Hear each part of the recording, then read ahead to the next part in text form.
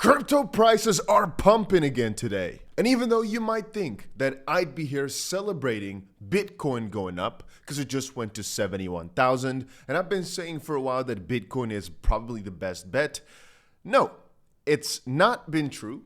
And some altcoins are absolutely popping off right now as we speak. One of which is BNB, which just broke its all-time high and has gone on a crazy rush all the way towards $710, marking a pretty crazy move here for the day. We explained before why BNB is in a pretty good spot. It's because Binance has basically pledged themselves to launch a ton of new projects over the next few months.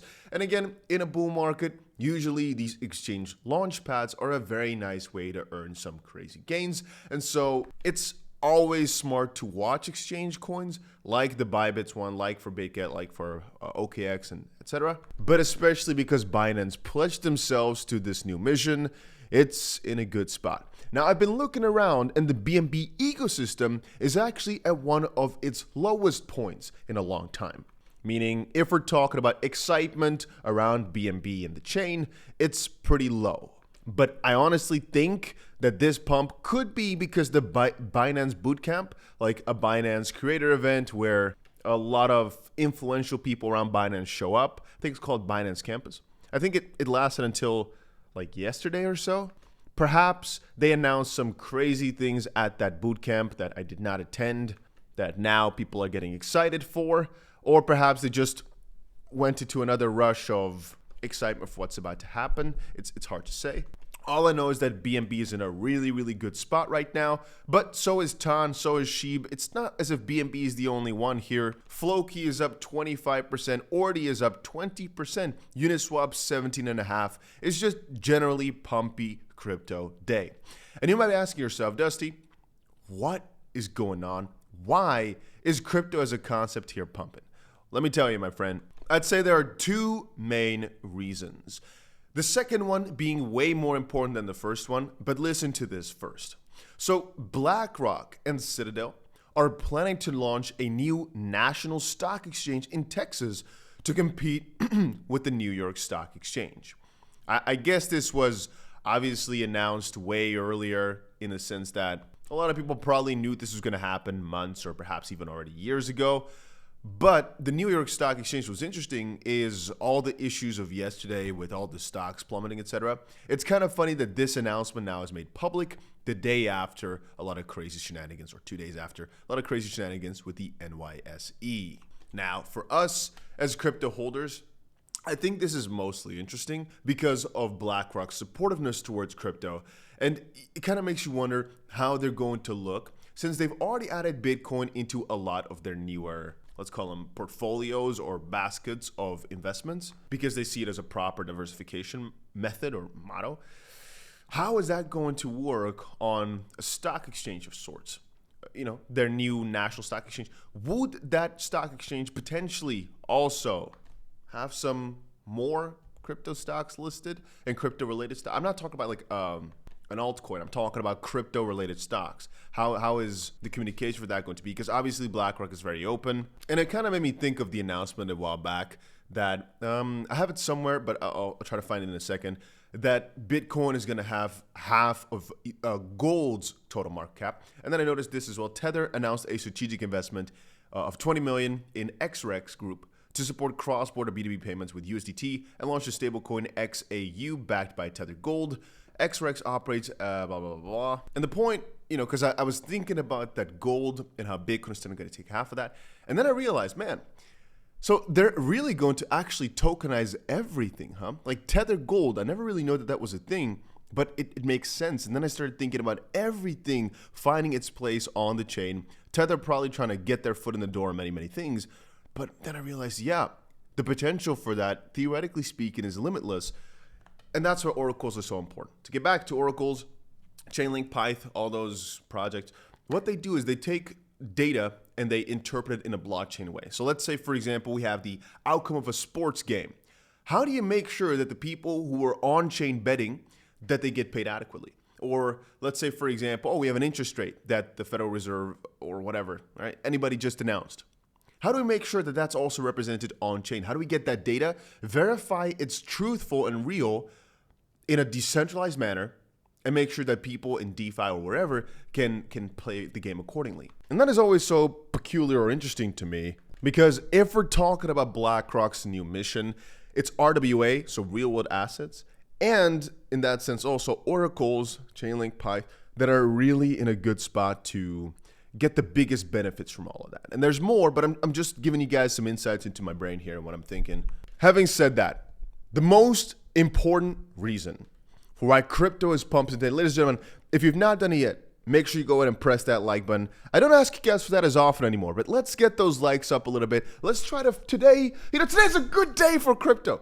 Let's also get that like button up a little bit. What happened is today marks one of the absolute craziest days for ETFs. If you're not sure what I'm talking about, just take a look at the numbers right here, or you can Google it if you want to. Bitcoin breaks through 70 and 71,000, as yesterday we saw nearly $900 million worth of inflow. Bitcoin ETFs resume inflow winning streak. BlackRock's IBIT crosses 20 billion in AUM. And you see, here's where I don't want to be the guy who says I told you so, but I told you so. This is going to continue on. They will keep accumulating more and more. These prices are still very low. 69, 70. It's not really relevant when you're at 150 within a few months, which they all expect. And as I said, I don't think many of these funds will offload, will off-ramp within one cycle. I think they will last at least for the next 3 or so years until the Bitcoin price goes from the 150K down a little bit and then towards the 700, whatever, right? 700K, let's say, because they mostly expect that Bitcoin will keep rising over time. And so it will be stupid to sell for double your money when you're going to see a 10x your money within 3 years. And for many of these major funds, etc., that's a really good return, especially because it's also offsetting a lot of their other risk positions.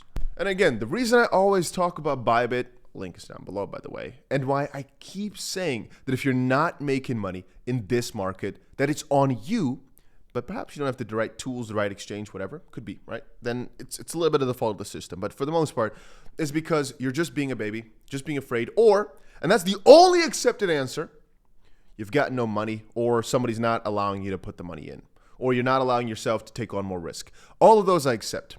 You don't have money, you don't want to go even bigger on it, or somebody's saying, maybe stop it. All of those I'll accept because managing your risk is very important. This is still a risky business, and nothing is 100% sure. But I don't know why people keep saying, Dusty, you keep saying finally, finally. The reason I'm doing that is honestly because it's so critical that people understand. If you just open long positions, you just buy Bitcoin at the right time. So whenever things come down, you make crazy profit on the way up. But you need to bear the stomach for it. Let me show you one of my friends here. I've talked about this 2 days ago. And you know what changed in just 2 days? Take a look. 700,000, which right now is a lot more. Let's say it's at least $1 million in profit from just having some cojones, from just having some balls to open a position. You might say, oh, but I don't have that kind of money. So do you have a long open right now? Have you done what I said over on Bybit and opened your positions? No?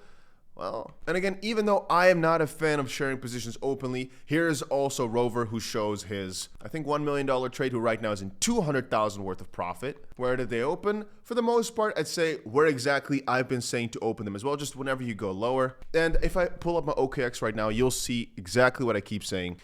Just don't be fearful. And or I guess if you're fearful, understand that if you look back at this in a few months, we'll be up so much more. I can repeat this as many times. Still, 98% of people won't listen, and they'll be like, "Oh yeah, you know what? I'm gonna get into this crypto thing. I'm gonna look into it. I'm gonna probably get into it." You're too late. People are already making millions with just $1,000 while you're sleeping. And how that works, by the way, is people open, for example, if they have $1,000, they get themselves a nice little deposit bonus. They use some leverage to get themselves a $10,000 position a few weeks back, catch a trade, all of a sudden, they make a few $100 on their first day because the price went up a couple percent. And things went down. They have to add a little bit more capital. But now in that swing up, you actually made a couple $1,000. And so it might take a few months to really build up bigger positions. And again, I cannot recommend you to get into it if you don't know what you're doing. But teach yourself right now, because you've still got more months and potentially more years of this crazy market. And it's just about having the balls. I swear, in the real bull market, so within a few months, it's a lot easier, everything. Right now, it's just a mostly Bitcoin positioning and potentially buying altcoins at cheap prices, but then you're more speculating and you're more waiting it out. With Bitcoin and Ethereum, potentially, you're in a really, really good spot. Just buy the way down lower with very minimal risk, in my opinion. And that's what I'm doing, and it's working well. Yeah, that's about it.